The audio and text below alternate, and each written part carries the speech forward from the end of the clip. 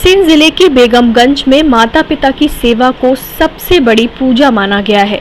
इसलिए धर्मशास्त्रों में पितरों का उद्धार करने के लिए पुत्र की अनिवार्यता मानी गई है।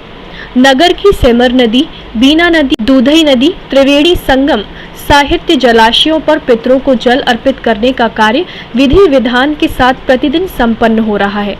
अलग अलग नदी के घाटों पर पंडितों द्वारा धार्मिक मंत्रों के उच्चारण के साथ तर्पण का कार्य कराया जा रहा है। पंडित कमलेश शास्त्री के अनुसार जन्मदाता माता पिता को मृत्यु उपरांत लोग विस्मृत न कर दें, इसलिए उनका श्राद्ध करने का विशेष विधान बताया गया है।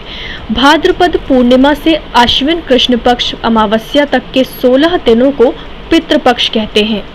पितृपक्ष में जो तर्पण किया जाता है उससे वो पितृ प्राण स्वयं अप्यायित होता है। पुत्र या उसके नाम से उसका परिवार जो यव तथा चावल का पिंड देता है उसमें से अंश लेकर वह अंभ प्राण का ऋण चुका देता है। ठीक अश्विन कृष्ण प्रतिपदा से वो चक्र ऊर्ध्वमुख होने लगता है। 15 दिन अपना अपना भाग लेकर शुक्ल पक्ष की प्रतिपदा से पितर उसी ब्रह्मांडीय ऊर्जा के साथ वापस चले जाते हैं, इसलिए इसको पितृपक्ष कहते हैं। और इसी पक्ष में श्राद्ध करने से पितरों को मोक्ष प्राप्त होता है।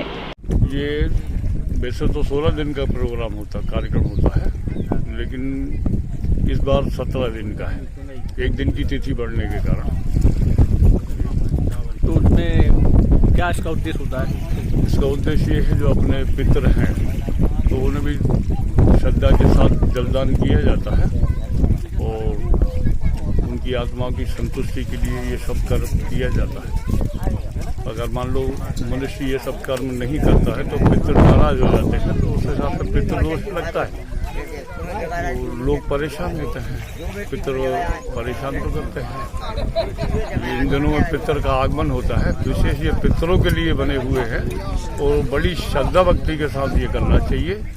श्राद्ध कर्म का नाम ही श्रद्धा, श्रद्धा के साथ ये सब काम करना चाहिए। दान पुण्य जो भी करेंगे आप वो सब पितरों के निमित्त होता है, पितरों को प्राप्त होता है, तो इसलिए संतति के लिए छोड़ के जाते हैं।